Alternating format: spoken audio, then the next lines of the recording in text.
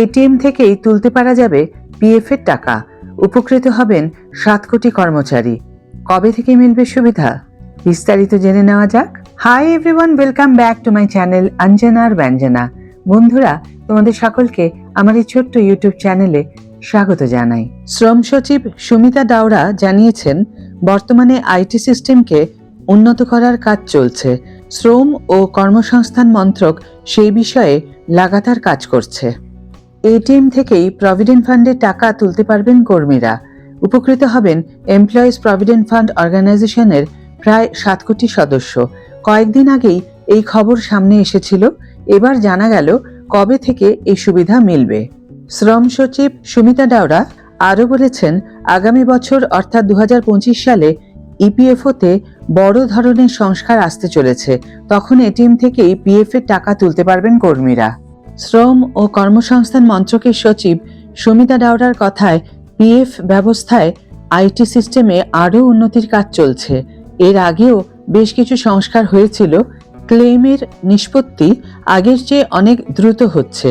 স্বতঃস্ফূর্ত ক্লেইমের বৃদ্ধিও হয়েছে। সঙ্গে তিনি যোগ করেন, প্রভিডেন্ট ফান্ড বিতরণের প্রক্রিয়ায় অপ্রয়োজনীয় ব্যবস্থা সরিয়ে ফেলা হচ্ছে।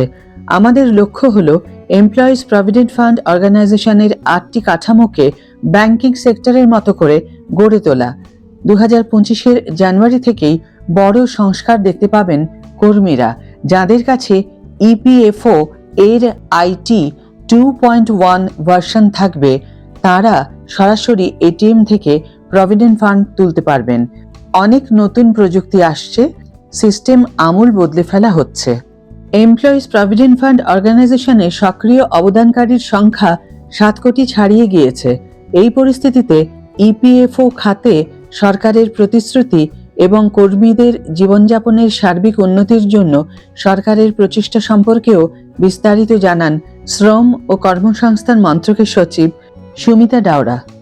সরকার খুব দ্রুত পরিকল্পনা বাস্তবায়ন করছে। কাজ এখন শেষ পর্যায়ে রয়েছে বলে ইঙ্গিত দিয়েছেন তিনি, তবে কোনো বিশেষ সময়সীমা উল্লেখ করেননি। পিএফ তোলার জন্য সরকার নতুন কার্ড জারি করতে পারে বলেও জানিয়েছেন তিনি। এতে টাকা তোলা সহজ হবে। যে কোনো এটিএম থেকেই পিএফ তুলতে পারবেন কর্মীরা।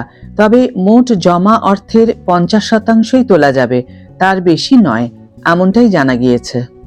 ইপিএফও থেকে টাকা তোলার নিয়ম একটু জেনে নেওয়া যাক। চাকরিরত অবস্থায় পিএফ এর পুরো টাকা তোলার অনুমতি দেওয়া হয় না, আংশিক টাকাও তোলা যায় না। তবে যদি কেউ চাকরি ছেড়ে দেন বা 1 মাস বেকার থাকেন, তাহলে মোট পিএফ ব্যালেন্সের 75% পর্যন্ত তুলতে পারেন।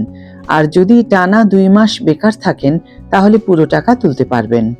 বন্ধুরা, আশা করি আমি বোঝাতে পেরেছি ইপিএফও অর্থাৎ এমপ্লয়মেন্ট প্রভিডেন্ট ফান্ড অর্গানাইজেশন বিষয়টা কি। আজকের ভিডিও এখানেই শেষ করছি। ভিডিও যদি ভালো লেগে থাকে তাহলে অবশ্যই একটা ছোট্ট করে লাইক দিও, শেয়ার করো বন্ধুদের সাথে, কমেন্ট করে জানিও অবশ্যই তোমাদের মতামত।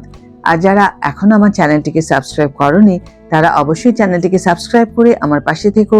আর যারা অলরেডি সাবস্ক্রাইব করে দিয়েছো, তাদের জন্য আমার অনেক অনেক অনেক ভালোবাসা এবং অনেক ধন্যবাদ।